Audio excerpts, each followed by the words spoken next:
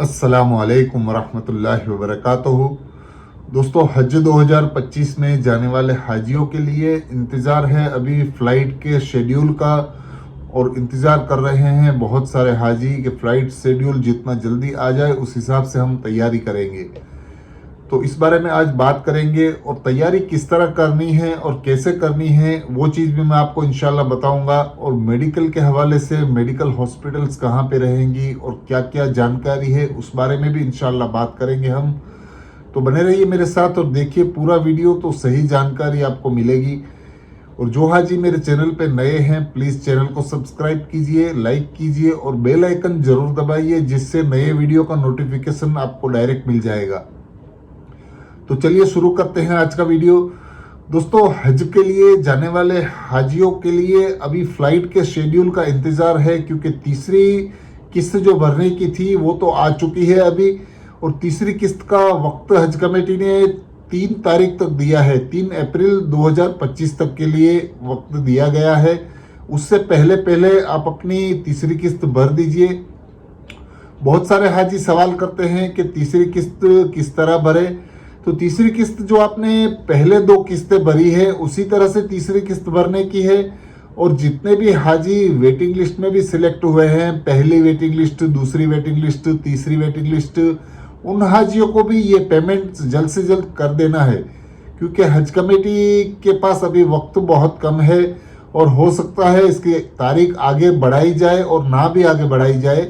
तो आपको उससे पहले ये पेमेंट जल्द से जल्द कर देना है। रमज़ान का महीना चल रहा है, बहुत सारे हाजी इंतज़ार करेंगे कि तारीख आगे बढ़ाई जाए, उसके बाद रमज़ान के बाद ये पेमेंट करेंगे। तो ऐसा नहीं करना है, आपको पेमेंट जितना हो सके उतना जल्द से जल्द कर देना है। और रमज़ान के बाद सिर्फ 2 या 3 दिन ही बचेंगे आपको पेमेंट करने के लिए। कई बार ऑनलाइन पेमेंट के अंदर में सर्वर प्रॉब्लम्स रहते हैं, या तो अगर आप बैंक में भी पेमेंट करने जाते हैं तो वहाँ पे रश होता है, या तो लिंक काम नहीं करती है, इस तरह की भी कुछ तकलीफें आ सकती हैं।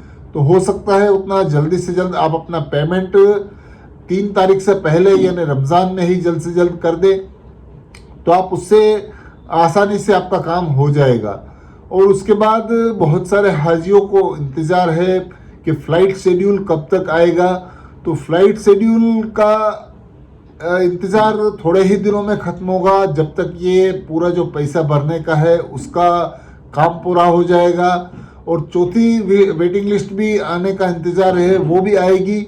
और ये जो फ़्लाइट का शेड्यूल है वो इंशाल्लाह 15 अप्रैल तक आ सकता है, क्योंकि आपको पता होगा कि 29 तारीख से फ़्लाइटें चालू होने वाली हैं, 29 अप्रैल से। तो उससे 15 दिन पहले इंशाल्लाह आने की उम्मीद है। तो 15 तारीख के आसपास आपका जो शेड्यूल आएगा उसके अंदर में आपको कहाँ से फ़्लाइट लेनी है, और आपकी फ़्लाइट मक्का के लिए है या मदीना के लिए है, इस चीज़ का भी इसके अंदर में पूरा डिटेल्स होगा। तो जो पहले फेस में ज़्यादा से ज़्यादा हाजी जाने वाले होते हैं वो मदीना से जाते हैं, और मक्का के लिए भी पहले फेस में हाजी होते हैं। तो आपको इंतज़ार करना है कि आपका फेस कौन से आ रहा है अभी, और उसके बाद ही आपकी पैकिंग की तैयारियां भी करनी है। तो इंशाल्लाह 15 तारीख के आसपास ये आने की उम्मीद है पूरा शेड्यूल फ़्लाइट का। और फ़्लाइट शेड्यूल के बाद आप अपनी पैकिंग उसके बाद ही करें, क्योंकि मदीना शरीफ अगर आपको पहले जाना होगा तो आपको अलग तरह से तैयारियां करनी होगी, और आपको मक्का शरीफ पहले जाना होगा तो वहाँ के लिए आपको अलग से तैयारियां करनी पड़ेगी। तो पहले फेस में जाने वाले हाजी होंगे, खास करके जो मदीना की जो पहली फ़्लाइटें होती हैं, मदीना शरीफ से जाने वाले हाजियों के लिए अपने बैग इस तरह से पैक करें कि आपको मक्का शरीफ जाने तक आपको वो बैग खोलने ना पड़े, क्योंकि मदीना शरीफ में आपको सिर्फ 8 से 9 दिन रुकना होता है। 9 दिन का आपका पूरा शेड्यूल रहता है मदीना शरीफ के अंदर में। अगर आप पहले फेस में मदीना शरीफ जाते हैं तो सामान को इस तरह से पैक करें कि आपका सामान पूरा ना खोलना पड़े। और सामान को जो 2 बैग रहते हैं एक एक हाजी के, उसके अंदर में मक्का शरीफ के लिए पूरा अलग से एक बैग बना ले, उसको मदीना शरीफ में खोलने की ज़रूरत ना हो, और ज़्यादातर सामान आपका इधर उधर ना हो। एक बैग पूरा मक्का शरीफ के लिए रख दीजिए, उसके अंदर में पूरे आपके सामान जो मक्का में काम आने वाली चीज़ें हैं, बर्तने हैं और बाकी जितने भी चीज़ें हैं उसको वहाँ पे ही खोलना पड़ेगा। क्योंकि मदीना शरीफ में आपको किचन की फैसिलिटी नहीं होगी तो आपको वहाँ पे बर्तनों की ज़रूरत नहीं होगी। तो इस तरह से बैग आपका पैक करें कि आपका जो कपड़े हैं, बर्तन हैं, खाने पीने की जो पकाने की चीज़ें हैं वो एक बैग में रखें, और आपको मदीना शरीफ में सिर्फ एक बैग ही खोलना पड़े जिसके अंदर में आपको पहनने के लिए कपड़े हो, आपके जो खाने पीने की जो सूखी चीज़ें हैं जो वहाँ पे आप मदीना में खाना खाने के लिए रखे हैं वो चीज़ें हों, और साथ ही साथ आपके जो इम्पोर्टेंट दवाइयाँ हो और बाकी जो भी चीज़ें जो आपको मदीना शरीफ में काम की हैं उसको एक बैग में रखें। इससे क्या होता है कि आपका दोनों बैग पूरा इधर उधर नहीं होता है, और उनके सामान आपको हर बार निकालने पड़ेंगे, फिर डालने पड़ेंगे, फिर पैक करना पड़ेगा।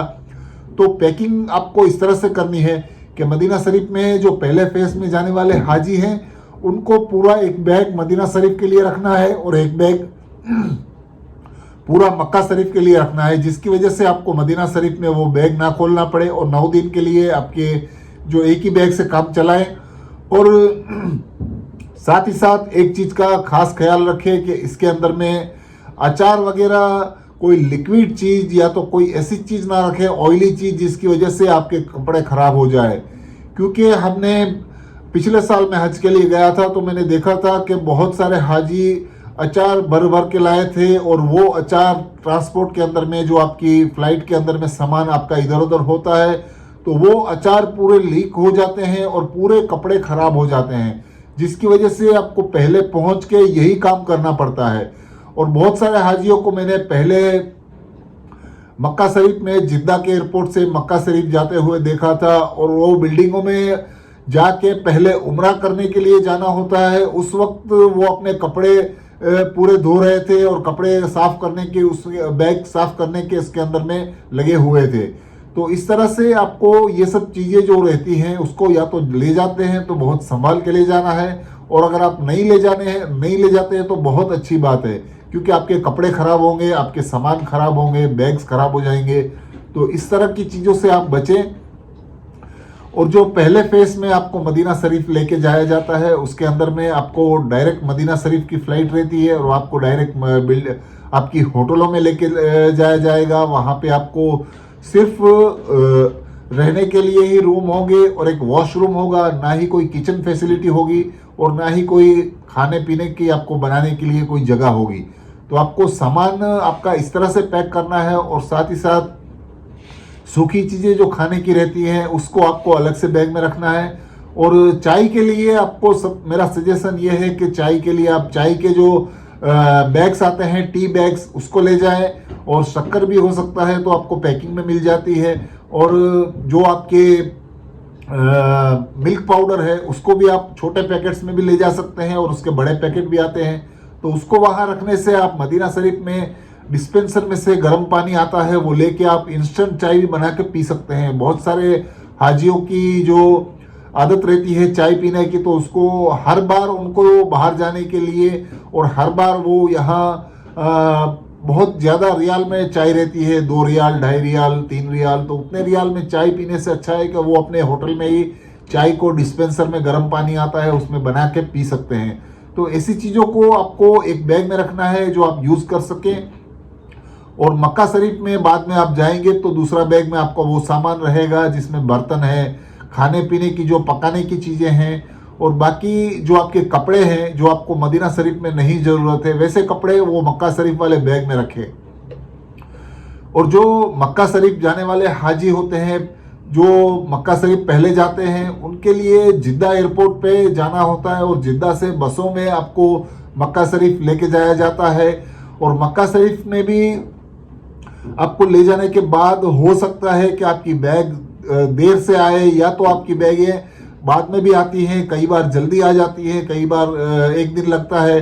तो उसके लिए सभी हाजियों को मक्का जाने वाले हाजी या तो मदीना शरीफ जाने वाले हाजी अपने बैग को इस तरह से भरे कि जिसके अंदर में आपकी 1 या 2 जोड़ी कपड़े की आपको आपके जो 7 किलो वाला बैग रहता है जो आपके फ्लाइट में आपके हाथ में रहता है, उसके अंदर में 1 जोड़ी कपड़ा इस तरह से रखे मर्द और औरतों का कि आप जब उम्रा करके आए मक्का शरीफ में, तो उम्रा करके आने के बाद आपको तुरंत आपके बैग हो सकता है ना आए हो, तो आपको उसके अंदर में वो कपड़े का जोड़ा रहने से आप उम्रा करके आते हैं तो तुरंत गुसल करके आप वो कपड़ा पहन सकते हैं। अगर आपने उसके अंदर में 7 किलो वाले बैग में कपड़े नहीं रखे होते हैं तो आपको जब तक आपका बैग नहीं आता तब तक आपको इंतजार करना पड़ेगा। तो ये चीज का खास ख्याल रखें कि जब आप बैग पैक करते हैं उस वक्त आपके बैग के अंदर में 7 किलो वाले बैग में इंपॉर्टेंट चीजें रखें, जिसके अंदर में आपको दवाइयां हैं, खाने पीने की चीजें इस तरह से रखें कि आप उम्रा करने के लिए पहले उतरेंगे उस वक्त आपको अगर कोई चीज की जरूरत होती है तो कोई ऐसा वक्त होता है जिसमें आपको भूख लग सकती है तो वो चीजें भी आपकी साथ में रखें। जिससे क्या होता है कि आप उम्रा करके आराम से वापस आ सकते हैं और आपकी चीजें भी आपके पास होगी खाने के लिए तो वो भी आप खा सकते हैं। तो ये बैग के लिए ज़्यादातर हाजियों को ये पता नहीं होता कि किस तरह से बैग को पैक करना है, तो पूरा सामान अलग अलग तरह से पैक करते हैं।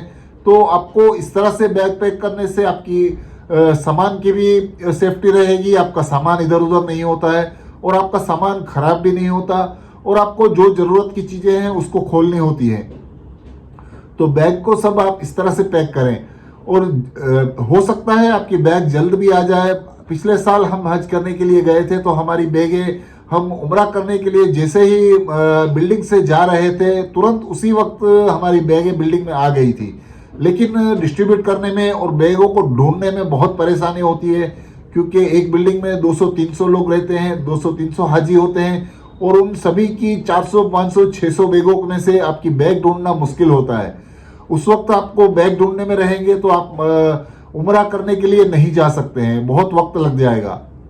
उसके लिए आपको पैकिंग इस तरह से करें कि आपके जो 7 किलो वाले बैग के अंदर में आपके सभी इंपॉर्टेंट चीज़ें रखें और आपके वो चीज़ें पास रहेंगी तो आप उम्रा करने के लिए तुरंत ही उतर के जा सकते हैं और उम्रा करने के बाद अगर आपकी बैग वापस आ जाए तो आप उसमें से भी अपना सामान ले सकते हैं। तो इस चीज़ का खास ख्याल रखें। और हॉस्पिटल के हवाले से हम बात करें तो आपके अस्पताल जो होते हैं वो आपकी अजीजिया बिल्डिंग के पास में ही रहेंगे। हज कमेटी की तरफ से एक सेंटर बनाया होता है जिसके अंदर में 24 घंटे डॉक्टर्स रहते हैं, जिसके अंदर में लेडी डॉक्टर भी रहती है और एक मर्द डॉक्टर भी रहता है जो सभी हाजियों के लिए 24 घंटे प्रोवाइड किए जाते हैं।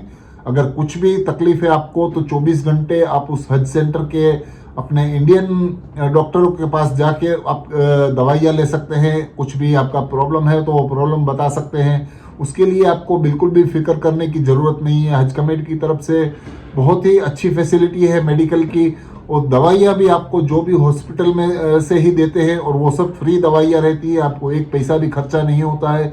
और ज़्यादा अगर कोई प्रॉब्लम रहता है तो आपको वहाँ पे मेडिकल सेंटर्स भी रहते हैं, वहाँ पे भी आपको शिफ्ट किया जाता है और खुदा ना खास्ता कोई इमरजेंसी आ जाए तो आपको एम्बुलेंस की पूरी सुविधा रहती है। वहाँ से आपको जो डॉक्टर्स रहते हैं वो सजेशन करके आपके दूसरे हॉस्पिटलों में और मेडिकल सेंटर्स में भी आपको शिफ्ट कर दिया जाता है। तो इस तरह से ये आपको मेडिकल के लिए कोई भी प्रॉब्लम्स नहीं होता है। बहुत अच्छी फैसिलिटी है हज कमेटी की तरफ से।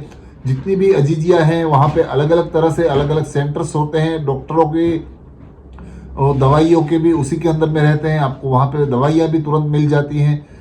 और जो हरम शरीफ के पास जो मेडिकल सेंटर हैं उसके भी आपको मैं नाम बता देता हूँ, वो भी आप अच्छी तरह नोट कर लीजिए। जो हरम शरीफ के पास में मेडिकल सेंटर्स हैं, हॉस्पिटल्स हैं, इमरजेंसी के लिए कुछ काम हो सकता है तो आप अगर उम्रा करने के लिए गए हैं या तो तवाफ़ या ज़ियारत के लिए गए हैं तो वहाँ पे हरम शरीफ के पास, काबतुल्लाह शरीफ के पास भी जो मेडिकल सेंटर है हरम शरीफ के पास, वो अजयाद इमरजेंसी हॉस्पिटल है, अल अडवानी मेडिकल सेंटर है, हजला हेल्थ केयर सेंटर है, रेड क्रिसेंट हेल्थ सेंटर है, शिफा हॉस्पिटल है। इस तरह से बहुत सारी मेडिकल सेंटर्स और हॉस्पिटल्स हैं हरम शरीफ के आसपास। वहाँ पे भी आप जाके आपकी इमरजेंसी कोई हो तो वहाँ पे आप जाके सुविधा ले सकते हैं।